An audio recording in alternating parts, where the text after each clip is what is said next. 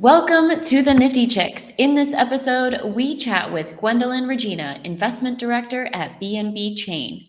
She talks about her career path through tech, her ability to vision out the future, and the BNB Chain ecosystem. Let's do this.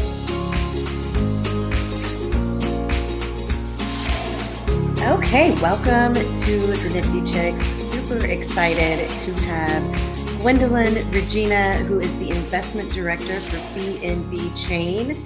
I am so happy that you guys reached out to us and we were able to make this work with very differing time zones, as you are in Singapore and we are scattered across Puerto Rico and Texas. So welcome to the show. Thank you so much for having me. Time zones is like fact of daily life and especially blockchain Web3 life. Oh, 100%. Great. So I was reading your bio and your background, and you have had quite the life. So now you're with BNB Chain, but before that you've been in investment strategy and portfolio management, and you were at Meta. I can't wait to hear more about that. So tell us just a little bit more about your background and what brought you into blockchain and cryptocurrency and NFTs and all that good stuff. Yeah, thank you, Intisal. So I've spent the last 16, 17 years in the worlds of technology startups specifically, and media. So I've worn many different hats. As a founder, I was lucky to have had that tech block acquired by someone bigger, someone else. I've also started an investment fund a long time ago in partnership with the Singapore government. I set up, I brought Mashable, an American and a top millennial media publication, to Asia Pacific.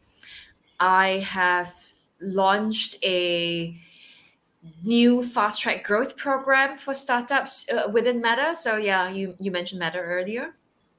So I've done several things, but always around technology, because that's really a core interest of mine since I was very, very young. And it started off from a more science and physics aspect, and technology kind of evolved into it. All of it for me is rolled into one, right? And when I first saw Bitcoin in 2010, so a really long time ago now, it was, for me, mind blowing when I first saw what it could do. For me, it was, wow, this is how money should be transferred globally, right? Mhm. And it led on this journey. And yeah, it brought me to today. But I would say that the first 7 years of my quote unquote introduction to the Bitcoin and then the crypto blockchain world was actually spent running two things. So I was super busy, didn't really pay Bitcoin super much attention, even though I was mind blown.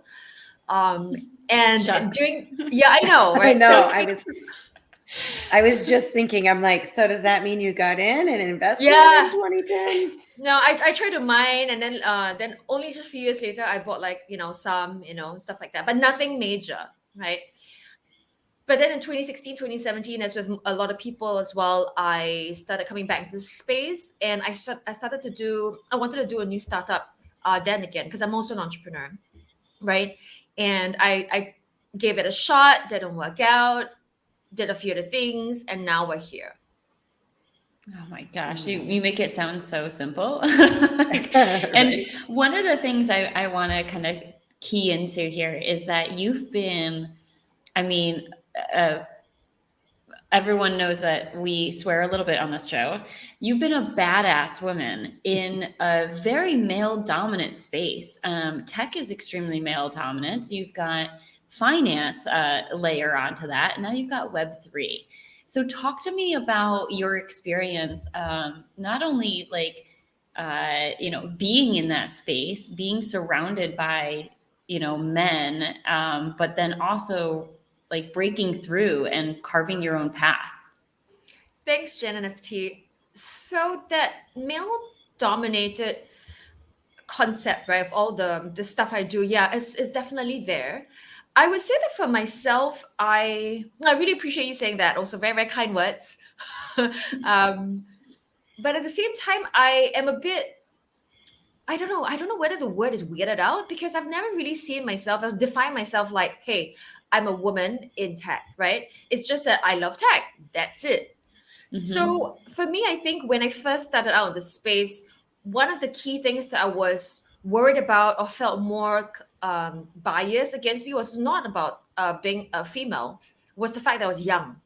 Actually, that was the bigger one. Mm, Was more ageism interesting. actually. Yeah, so I started really early because I started my entrepreneurial journey in college, right? And even a tech blog started then, even though it was as a hobby, but it's always surrounded by, as you said, men, much older men, right? A few women, sprinkling of women, but again, mostly male dominated, as you mentioned. And I think what I felt was more like when they looked at me, even though I had like more senior partners that I worked with, that whom I learned from, and I learned from the entrepreneurs and other investors that I learned from, it was always like, if you're so young, what do you know?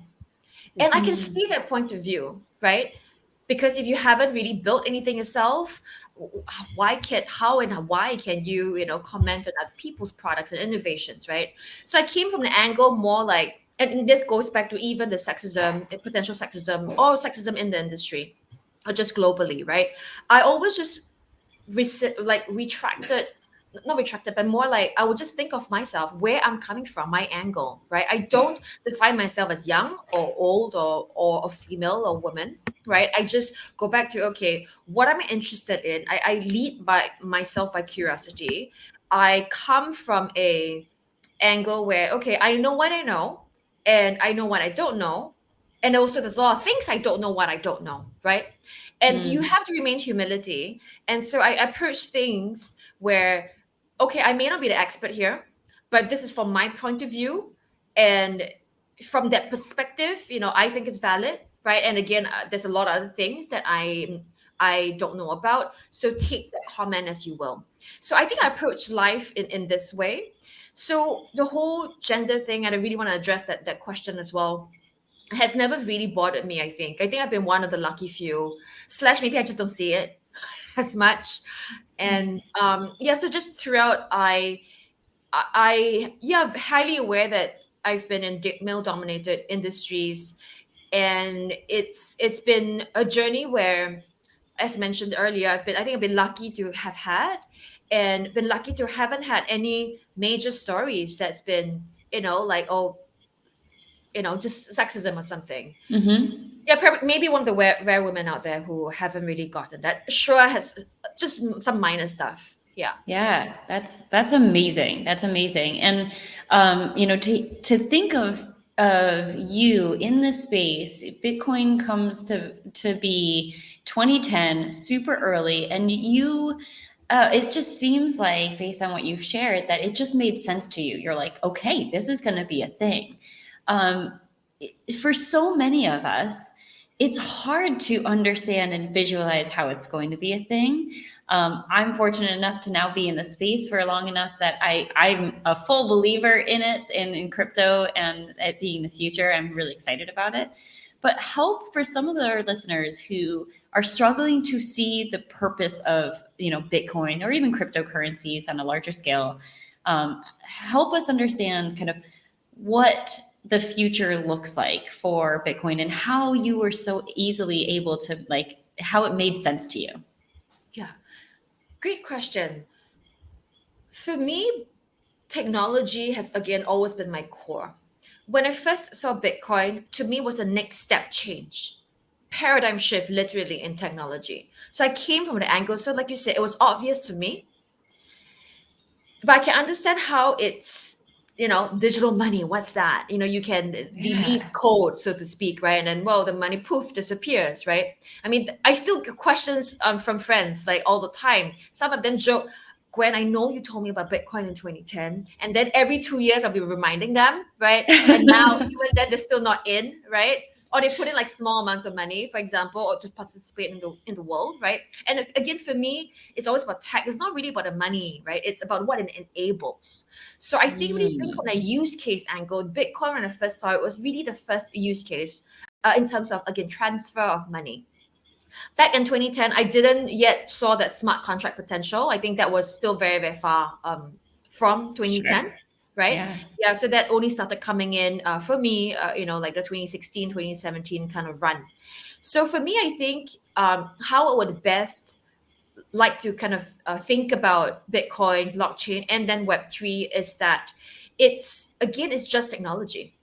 When paper was first invented years and years ago, it was technology. When the wheel was invented, it was technology. Our phones were technology once, but now it's just part of our everyday life, right? So everything that we're kind of used to now was super innovative to someone at that point in time. And then to even other people around them before even it was just a concept, right? So I think for Bitcoin and blockchain, for your listeners who are just looking into the space, I would say that to not be put off by all the terminology that's going around in the space right now, which I know there's a lot of, right? And it Yeah. is like you're almost like being exposed to a world where, whoa, you're speaking a different language, right? Minty Cell Yeah. says that all the time. Yeah. Yeah. All the So time. so it is, yeah, exactly. So it is true. And I understand how it's going to be really difficult for that. So I would say start from one thing that interests you about Bitcoin, about blockchain and Web3. It could be from a just, okay, why does the price move up so much? Why is it so volatile, right? Or if you're more interested in the fact that people are using Bitcoin to buy and sell stuff, that countries have adopted Bitcoin as legal tender, right? And then if you go even deeper, then hey, what's a smart contract platform, right? Which is where BNB Chain, which we are. So I think to lead by your curiosity and find a point where you can just almost like open the rabbit hole for yourself. And yeah, so I think to sum it up, so to speak, in one sentence, Bitcoin blockchain is just technology. It is a step change. It is a paradigm shift. But it's also one where we can all be part of. And at some point, it's going to be not talked about by us at all, right? Just like we Yeah. don't talk about, again, TCP/IP and stuff like that, the underlying technologies that power literally like our call now. Yeah, interesting. Yeah. Interesting you say that. I think about it as like I was probably too young to shift from paying with cash and checks to credit cards, but I would imagine for a lot of people it's a very similar shift. Like when someone received a credit card, it's like, how is this money? I can't like then just give it to someone and now they have $10 or they have $20. It's like it's all, I mean, it is essentially digital currency through, mechanisms, right? It's very similar. You're holding a card, but you're not holding dollars.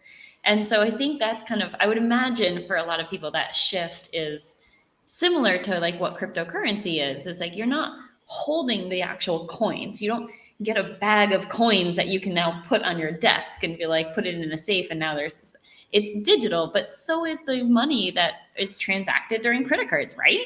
I mean, That's a great example. That's a great example, Jen NFT. Yeah, you're right. Credit cards, even, yeah, credit cards, it's digital money, but even the debit cards is digital money, right? Because credit cards is a different part of debit cards, right? Debit cards are you cash you already have in the bank. Credit is literally creating money out of thin air, and the banking system is another point altogether. So you're right. I think in terms of the transition, but you're right. It is actually just digital money.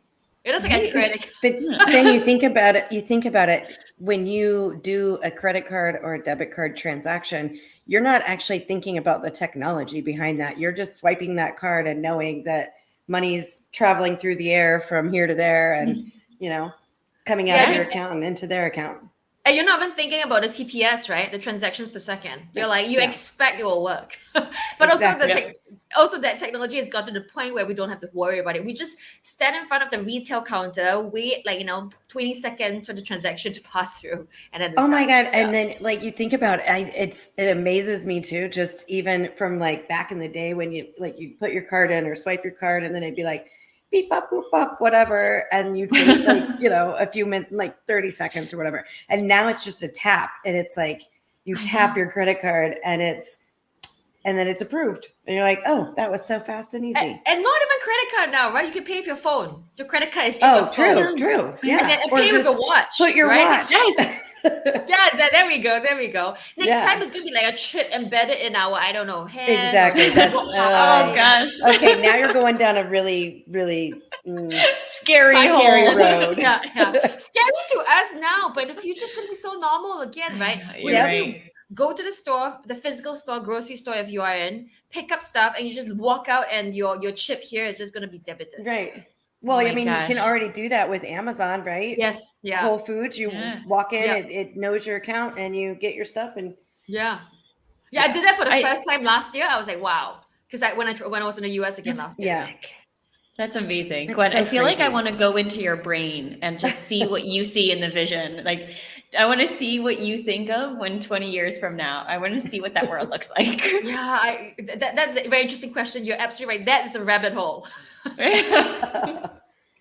So I want to know. Well, I have lots of questions for you. So let's go backwards just real quick, and then we'll go to present day. So I want to know what it was like working at Meta and that fast track, fast growth, and just overall in general, what it was like being a part of Meta and what they're building. So for me, my career has always been either entrepreneurial, or as an investor. And so again, everything always centered around technology, new markets, new products, new innovation. So specifically, my role at Meta was a new one basically a new one globally, and it was to create a new way of accelerating startups. So I created a whole program for Southeast Asia and then and Asia Pacific at large, but focus on Southeast Asia first, where we really thought about, okay, how can we look and work with future unicorns? So basically innovative startups from the get-go. So that for me, that angle of always like, which are the startups that will be amazing in the future? Which startups will bring value? Is something that really has been a thread throughout my life, my career, right? So I bring that with me to my current role at BNB Chain as well, right? Because at BNB Chain is basically the same thing. It's always about who is innovative, who's doing cool things, who's thinking about a market or problem in a very, very different way, or who has different expertise and backgrounds that lend themselves to creating a new solution that can only be done by, I don't know, 100 other people in the world, right? Maybe a PhD is very, very specific in something.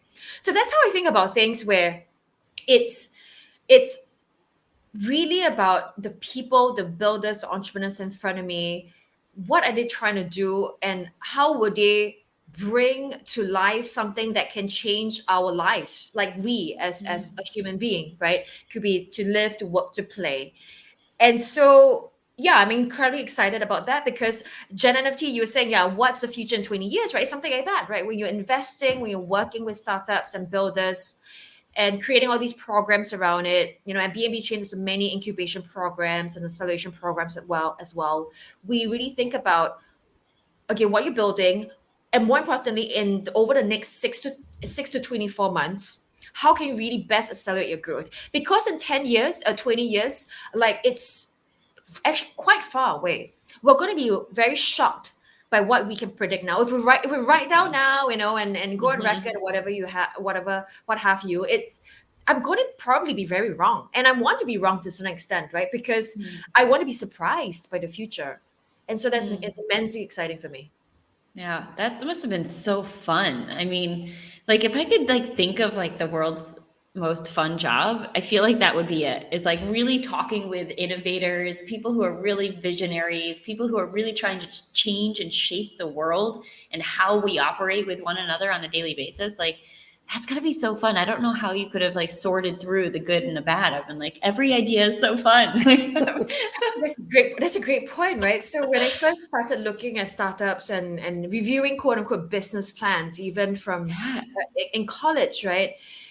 I was like, wow, number one, very cool. Like, why am I seeing a 20-page Word document with interesting ideas that hasn't been invented yet, right? Or hasn't been it's literally a product that maybe I might use one day. And it's just So I think filtering through ideas and filtering through teams and projects does take pattern recognition. There's a science and art to it, right? So Hmm. so even like, for example, at BNB Chain now, when we look at startups in front of us, we definitely try to assess them from both a very quantitative perspective, but it's also the qualitative perspective, right? So the science and the art, because that's what you need to do in when talking to builders and entrepreneurs, and to figure out which ones you can help more, because there's so many builders and entrepreneurs out there. It is impossible to really help them all, even if you really really want to. Even if you build like programs and one to many programs, and we do that at BNB Chain as well. It's it's really about figuring out which ones to go deeper with, right? So you want to select teams, so that you can really help more. I feel like this relates back to NFTs by the fact of, like, you look at all the different things about an NFT project. You're not just looking at the art. It's the art. It's the team behind it. It's the, what's their experience? Do they have, are they doing something, or do they have a good community? What's the utility? So it's the overall thing that you're looking for. It's like I don't know, the magic equation, right? You have to bring it all Yes. together. So that's a great point that you mentioned, that Minty Cell. So when I think about investing in projects and teams, I ask myself, I put them, I kind of assess them through that equation. The coefficients are different, right? Right? Like how a quote unquote, I mean, all of them are important, but which one is quote unquote more important? And team is the most important, I would say.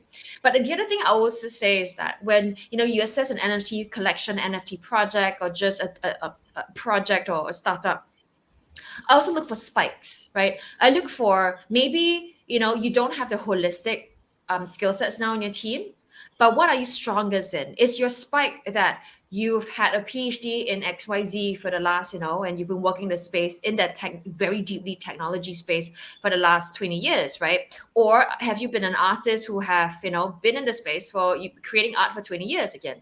So different spikes. And I do believe that if you've been an expert in your space, and if you're able, then then the next test is that, can you bring in other people who can complement you to make sure that the equation is more holistically filled up, so to speak. I think that's important. So I want to take us to kind of today, present day. So you are now the investment director at BNB Chain. Share with our audience a little bit about what it's like to be you as the investment director at BNB Chain. In my role, I am really like mind blown and impressed by the startups in front of me on a daily basis. Yeah. So it's when I talk and I do the calls with people, it's always so humbling, right? Because you have people building new things, you have people putting perhaps their own other interests and lives on hold to bring something that they're deeply passionate about, or to bring something they really believe will change the Web3 world, or just the world, into life. So in my role, on a daily basis, I talk to many founders, entrepreneurs, builders. I talk to investors. I talk to the community. And then what we do after that is to try to figure out, as I mentioned earlier, how can we best help you? Because we cannot help everyone, right? But for those that are further along, more traction, and strategic to and important, and we think are innovative to both the BNB Chain ecosystem as well as blockchain and Web3 in general, we want to accelerate your growth even more. That's awesome. That's interesting. So I want to know, you've got, some different projects going on and some tokens.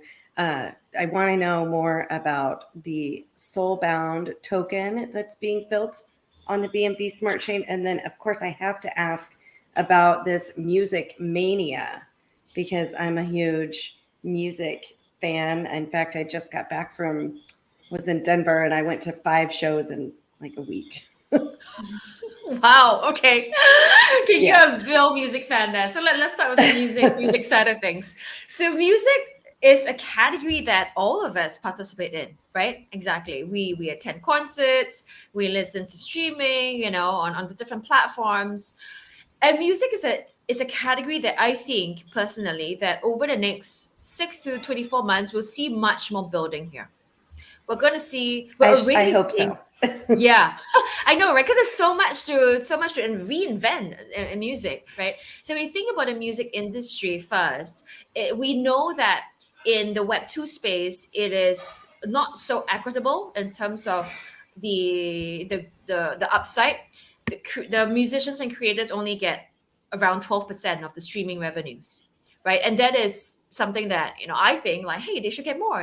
They are creating stuff. The platforms and distributions are important as well, but the question is that how can it be more fair?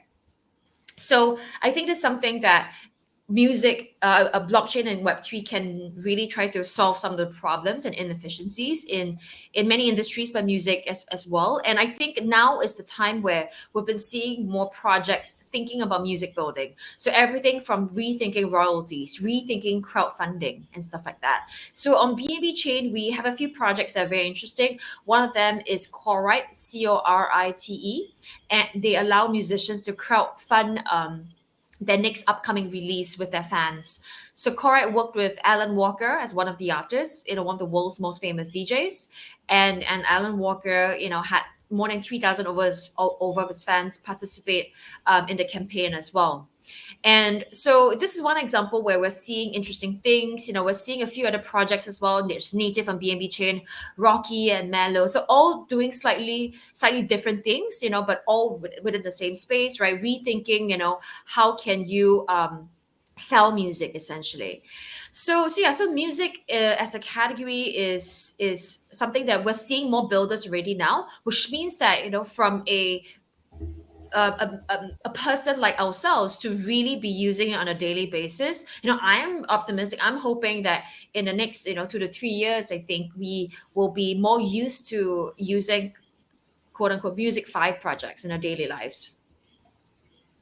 That's super interesting. And one thing, so if I take this back to what BNB Chain is, and correct me if I'm wrong. So BNB Chain is essentially a sub kind of organization and company of Binance, and BNB Chain it's not. No. So Okay. okay, wait, yeah. So let's clarify that, right? Thanks for that question. Yeah, important question. So BNB Chain is a smart contract platform, just like Okay. Ethereum, right? So we live in that decentralized world. The connection with Binance is that Binance kicked off BNB Chain 2 years ago, right? So the core team, and they're still a big community contributor to BNB Chain because the core team is supported and sponsored by BNB Chain, for example. But really, as a smart contract platform, we have many participants and organizations that are helping to bring BNB Chain to life. That literally is not Binance. So it's a community-owned protocol, really. So from bringing a little bit more technical talk into it, we have 21 validators now. We're moving to 41 soon. And what that means practically is that just more people would be involved in making sure that BNB Chain as a platform exists. Okay, got it. That's helpful. Thank you for Yes, clarifying. thank you. Thank you very much for that. Because I knew that there was a connection, but I didn't know quite how that worked. And so BNB Chain is essentially an ecosystem. So you can not only buy BNB coins, but you can also engage in the ecosystem, including a marketplace, right? An NFT marketplace. And my understanding is that BNB Chain's marketplace, NFT marketplace, has been doing quite well and growing. Talk to us a little bit about that, because we spend a lot of time talking about various NFT projects. And because it's the leading marketplace right now, a lot of our shows kind of revert back to OpenSea, to any demonstrations on how to engage with OpenSea. So talk to us about the NFT marketplace that BNB Chain has, and why that our users, our listeners, and us should be kind of looking to BNB Chain's NFT marketplace versus others. Yeah. So the NFT marketplaces that support BNB Chain are quite a few. So there's no just one marketplace with BNB Chain NFTs, because again, BNB Chain is a smart contract platform. It's permissionless. It's out there, which means that you can choose to build your NFTs on BNB Chain without a core team being involved, right? And you can also support the listing and secondary sales of BNB Chain NFTs, again, without us, kind of participating. So there's a few marketplaces that support BNB Chain NFTs, but I think what something I would like to address or talk about more interestingly is the NFT ecosystem, which you also kind of pointed out, right, Gen NFT, is that the NFT ecosystem in BNB Chain has been increasing over the last like this year actually. So the BNB Chain ecosystem has always been very, very diverse. So we have the largest Web3 community with 1 million daily active users, right? And all-time high was 2.27 million. So we're the largest because, we're several times more than all the other chains combined and communities combined. But what's interesting is that about 30 to 40% of this 1 million DAUs are gamers. So the gaming ecosystem in BNB Chain is very, very, very, very strong. And as we all know here, a lot of games also have NFTs, right? So a lot of these gaming NFTs have been doing really well as well in the ecosystem. And just on a larger scale, this year, like BNB Chain NFT ecosystem has been increasing steadily in terms of quality, in terms of volume, again, especially this year. And we look at some stats, and even a few blockchain analytics firm have independently put up charts and all. You see that the NFT ecosystem volume and stuff for BNB Chain has kind of risen up, and a few other chains have kind of gone down, right? So I don't think it's a zero-sum game. All of us want the pie to grow bigger, right? We all want more people interested in buying art online, right? Because it's a lot of things, and buying different NFTs for different kind of utility and stuff like that. So that's how we think about things, growing the pie, but also then how can we, from an NFT perspective, how can we enable more of these different NFT collections, but also gaming NFTs kind of just grow even further? So there are different NFT marketplaces, but the core team also we have different programs and incentives, to try to work with these projects. For example, we have liquidity incentives. So think about it like gas fee rebates, right? Where we do, help projects that reach a certain threshold. We give them some back in return, and the higher you go, the more you get, and stuff like that. So all these stuff, I think it's very helpful to especially younger projects and even older projects, right? Because again, we're here to redistribute more fairly in a Web3 world. And NFT ecosystem, NFT space is something that we strongly believe in. We see much more value than just quote unquote buying a JPEG now, right? You're seeing more utility in games, you're seeing utility in music NFTs as an example, and way more. Again, back to a point I made earlier, there'll be going to be so many use cases that we can't even fathom right now. Got it. That's so interesting. These are all newbie questions. I'm fascinated by how all of this works. And I think of OpenSea, and they have Ethereum, and Solana, I think is the newer one, and I think there's maybe one more that I haven't really engaged in.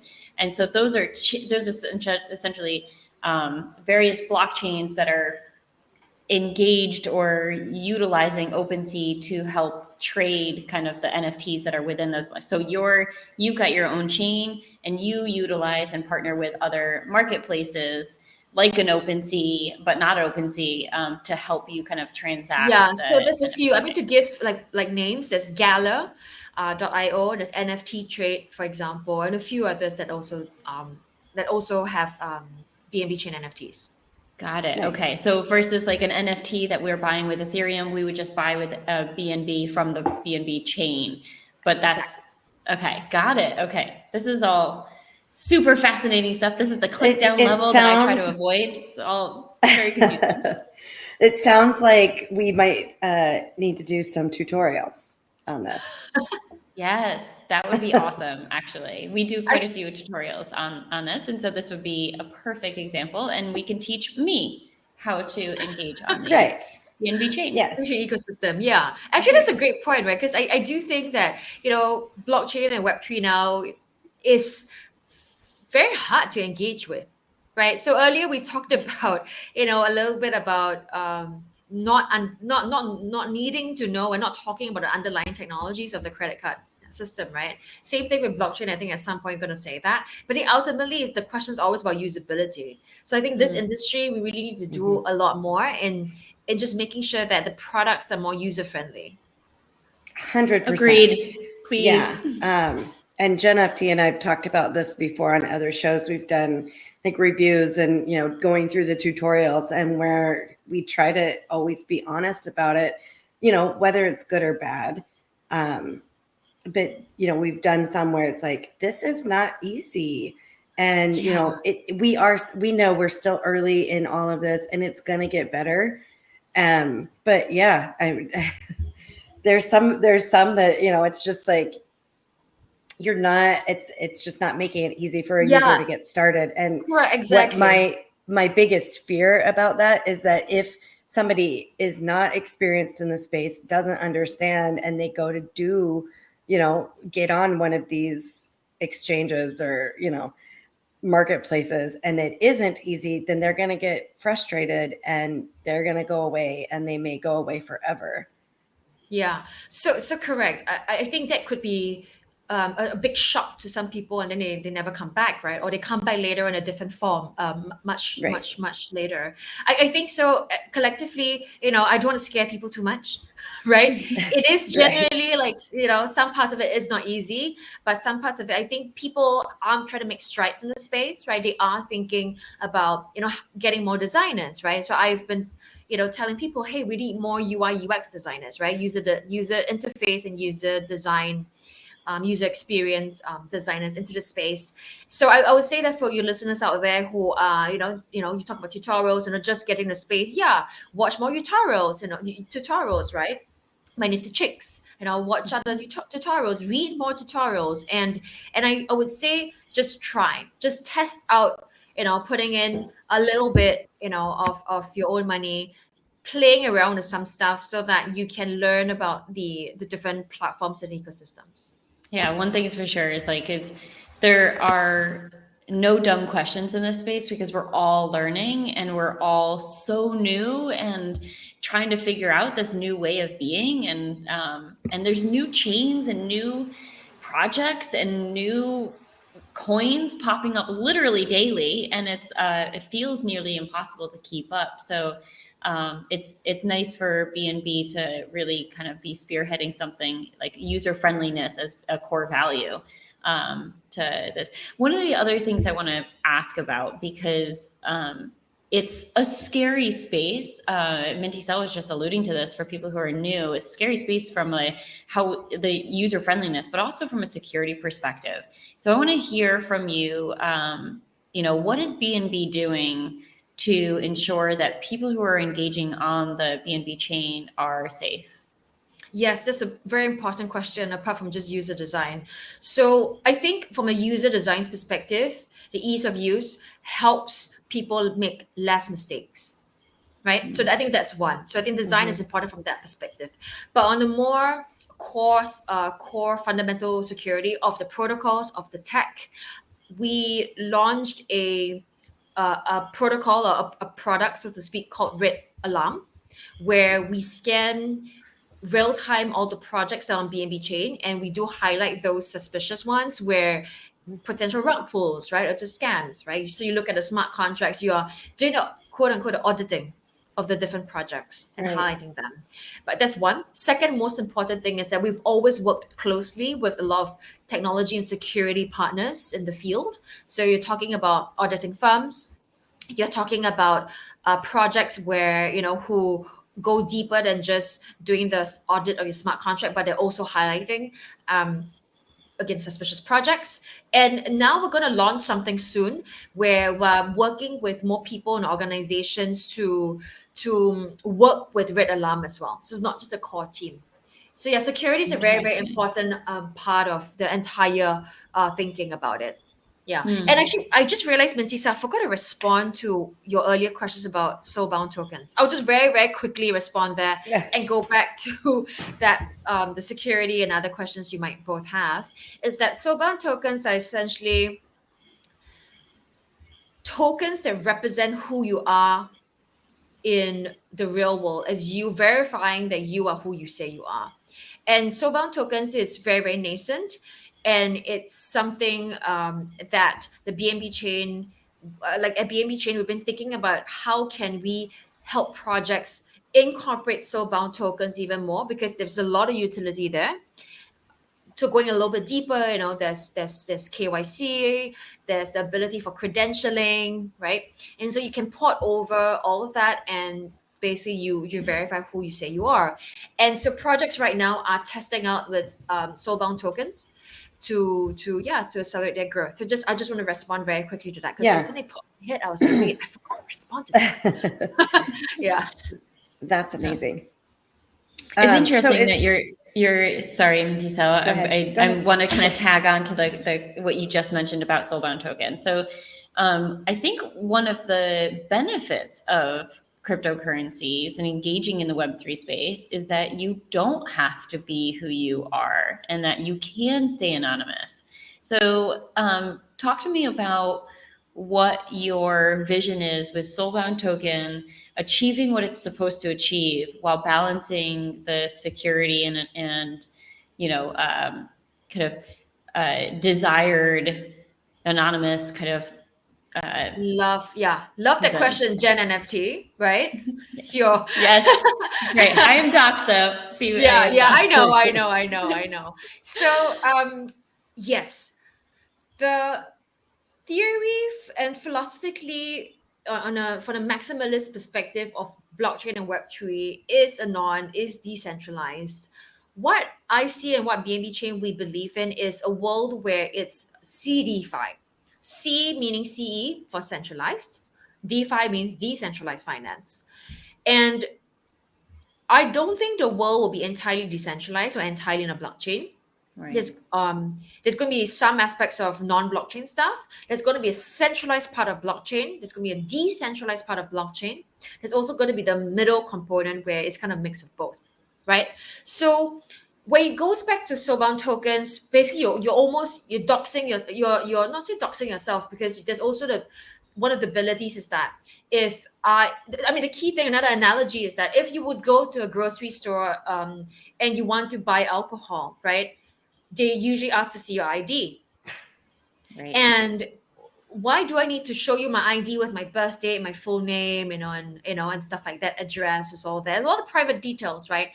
If you can go up, show them and prove to them that you're above whatever the legal age is in your state or country, right?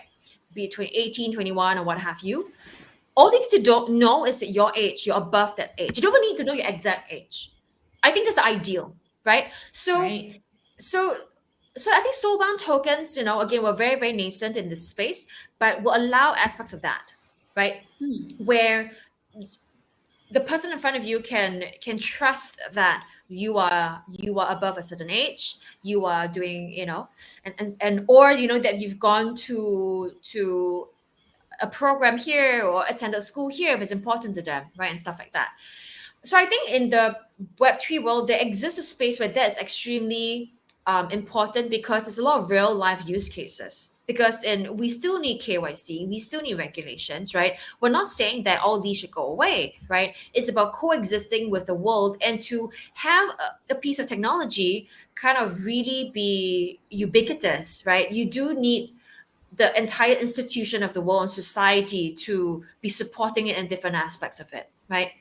Mm-hmm. So I do think that in this world, we'll have aspects of it where you are KYC, you're doxed, and another aspect where you're more anonymous, right? You can have many different wallets, and I fully support that, in a sense that the whole point about this, and also just in general as people and human beings, is that you already have different identities, your work colleagues know you as someone, as have an image of you in a different way. Your listeners have the images of both of you in a different way. Your friends, your partners, family also have a different perspective of you, right? So I think, what more than in a digital world? In the Web2 world, we have different social media platforms already, and depending on the platforms, we are already showing a different part of ourselves, right? On Instagram, we're showing more beautiful pictures, maybe, right? Mm-hmm. And on other platforms, on Twitter, you are trying to write short, snappy tweets, or sometimes longer ones, or threads, depending on your style, right? So the Web3 world, I think, where, being anon, it's almost like almost, I would say, a privilege as well as perhaps a right that we should have, right? We don't have there is no need for us to, showcase our lives to everyone if we don't want to. If you want to, that's fine, right? Everyone can do what we're most comfortable with. So I do think that there will be a mix of both, where, there's aspects of it where the world knows who you say you are, and maybe you can reveal certain information that you want to, and there's a world where, it doesn't matter. Maybe it's an ownership, right? So it puts the onus on ourselves to own the information that we share versus, I thought that analogy of the license and the legal drinking age was perfect, because I was like, oh, that makes sense, right? So instead of having to show your ID, you can say, this proves that I'm above 21 in the States, therefore I can buy alcohol, right? I don't need you to see my address so that you can come stalk me later. Exactly. But right? you get to control. That's, Yeah. I think, the key word there is control. You control your data and what you share or won't share. It goes back to Nft. We were talking about earlier, the healthcare. And it's the same thing. Like, your doctor may not, or your pharmacy may not need to see everything, that you talked about with your doctor, or vice versa. So. Yeah, exactly. Yeah. So that's very, very important. Identity, self-sovereignty, right? You own it. Yep. I love it. Thank you so much, Gwen, for being here today. I want to make sure that you share what's the best way to, you get to decide what you want to share. So what's the best way to get in touch with you, or, keep track of what you're doing with BNB Chain and just you in general? Yeah. So BNB Chain, we are on platforms on the internet as at BNB Chain. So again, we're the largest Web3 community, but we always want to have more people inside. We always keep saying, let's get crypto and blockchain to 1 billion users. And I think we can get there in a few years. That's me thinking, me being very optimistic. So for people who want to find out more, just again, find us on online BNB Chain. We have many different programs that you will find out more. We have, if you're a new startup building the space, come to BNB Chain. We have incubation programs. We again has gas fee rebates. We have a lot of educational platforms, hackathons, for example.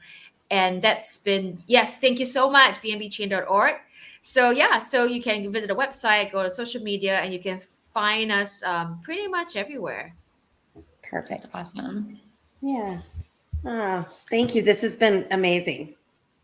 Thank you so much, Minty Cell and Jen NFT. Thank you for having me. It's great talking to you this early. My time, pretty late your time, so. Right. It is past my bedtime, but I would stay up and listen to you talk all day long. So no, is it really past your bedtime?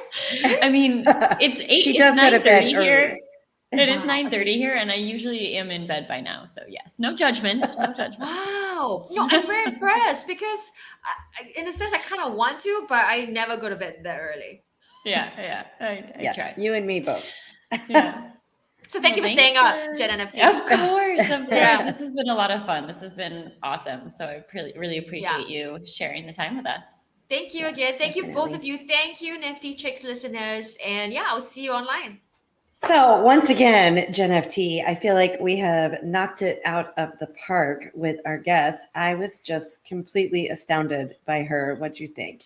Yeah, I mean, really, and it's so interesting. Like I reiterate the fact that there are no dumb questions. I didn't even know, I was on their website for like hours beforehand. And I was like, I don't know how this all interacts and how this works. And so it was really nice to get that clarity, because like it seems really like a solid ecosystem and platform that they've built. So I'm excited to dive in a little bit more. And now that I actually understand how it works, what it is, and really what they're doing.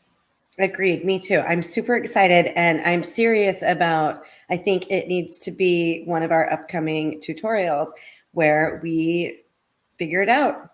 Let's figure it out together. Dive in. Yeah. I love that idea. Awesome. All right. Well, since we're talking about doxing ourselves and all that, we want to make sure that you follow us on all the socials, and you can find us at the Nifty Chicks. Oh my gosh, I cannot find the right thing to display. So we're just going to display that one with the hashtag the Nifty Chicks. So you can find us on all the socials. We are at the Nifty Chicks. That is the NIFTY Chicks, CHICKS. That's right. And as always, thank you so much for listening to the Nifty Chicks. Always remember, invest in yourself. You are worth it.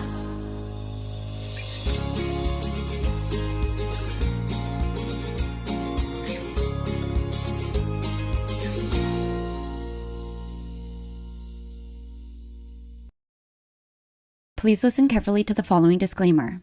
Neither the host nor the guests of the Nifty Chicks podcast are acting in the capacity of financial advisors. We wish to remain transparent and impartial to the NFT community at all times, and therefore, the content provided by the Nifty Chicks hosts and guests are intended for general information purposes only. Nothing written or discussed by the Nifty Chicks hosts and guests should be construed or relied upon as investment, financial, legal, regulatory, accounting, tax, or similar advice. Nothing should be interpreted as a solicitation to invest in any cryptocurrency or NFT, and nothing herein should be construed as a recommendation to engage in any investment strategy or transaction.